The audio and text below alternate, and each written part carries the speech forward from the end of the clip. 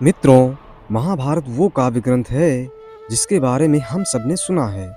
इसकी कहानियाँ हम अपने बड़े बुजुर्गों से सुनते आ रहे हैं। इसके साथ ही हमने धारावाहिक और फिल्मों के रूप में भी इसकी कहानी को सुन या देख चुके हैं। महाभारत का नाम आते ही दिमाग में पांडव, कौरव, श्री कृष्ण और युद्ध, यही शब्द और नाम दिमाग में आते हैं।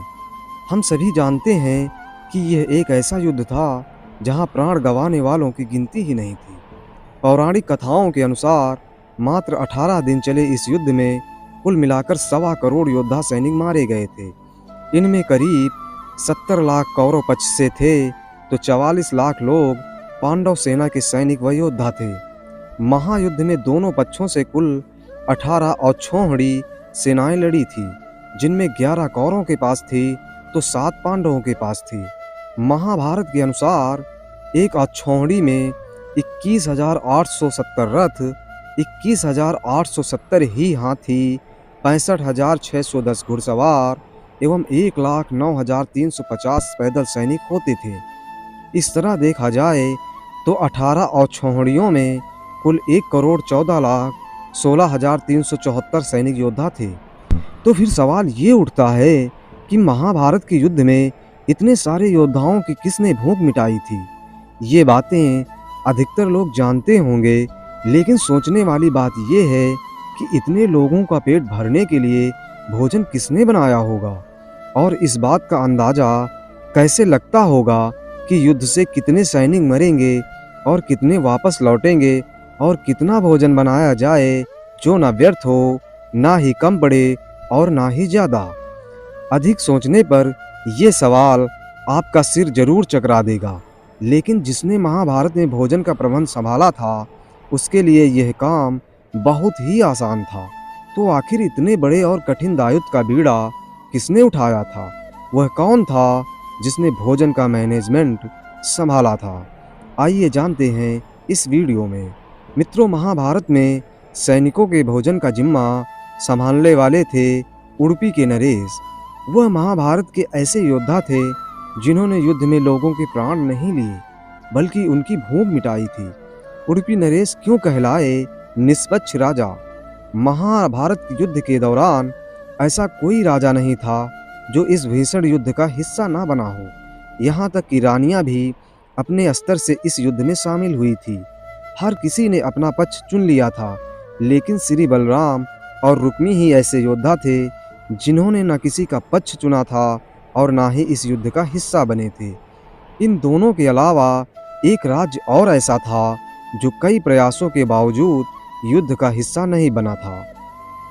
दरअसल श्री कृष्ण की घोषणा के बाद जब यह तय हो गया कि महाभारत का युद्ध अटल है, तो कौरव और पांडव दोनों ही पक्ष अन्य राजाओं के राजाओं को अपने अपने पक्ष में मिलाने के लिए जुट गए। उस समय दक्षिण भारत के उडुपी राज्य के प्रतापी राजा को भी दोनों पक्षों ने अपने अपने समर्थन के लिए खूब मनाया, लेकिन वह नहीं माने। अंत में ये जिम्मा श्री कृष्ण पर आया तो उन्होंने उडुपी के राजा को अपना पक्ष चुनने के लिए कहा। ऐसे में राजा ने श्री कृष्ण से कहा, हे कृष्ण, यहाँ सभी युद्ध के लिए व्याकुल हैं, लेकिन किसी के मन में यह विचार नहीं आया कि दोनों ओर से उपस्थित इतनी विशाल सेना के भोजन का प्रबंध कैसे होगा। श्री कृष्ण को उनकी सोच अच्छी लगी। ऐसे में उडुपी नरेश ने श्री कृष्ण से अपनी इच्छा जाहिर करते हुए कहा कि वह इस युद्ध में निष्पक्ष रहेंगे और अपनी पूरी सेना के साथ अन्य सभी के लिए भोजन का प्रबंध करेंगे। उडुपी नरेश ने कैसे किया था युद्ध के दौरान भोजन का इंतजाम? यह बात कहने में जितनी सरल थी, आजमाने में उतनी ही कठिन। हर कोई यह देखना चाहता था कि आखिर उडुपी नरेश अपना कहा हुआ कथन कैसे सच करेंगे। पहले दिन जब राजा ने सभी योद्धाओं के लिए भोजन का प्रबंध किया तो उनकी कुशलता सबको आश्चर्यचकित कर गई।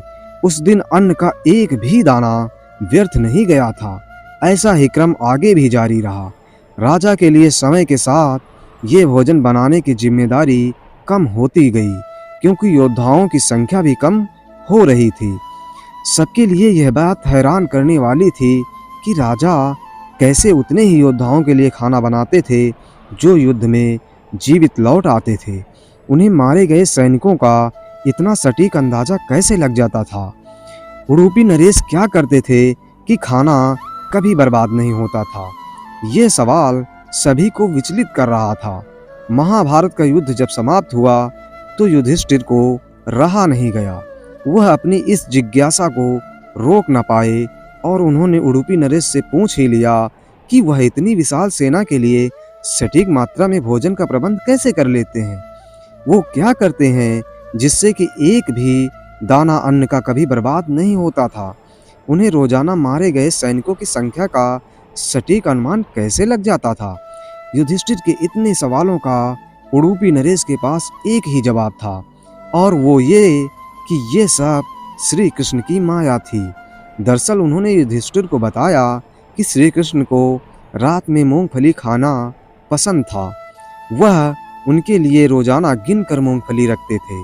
उनके खाने के बाद वह गिनकर देखते थे कि उन्होंने कितनी मूंगफली खाई हैं।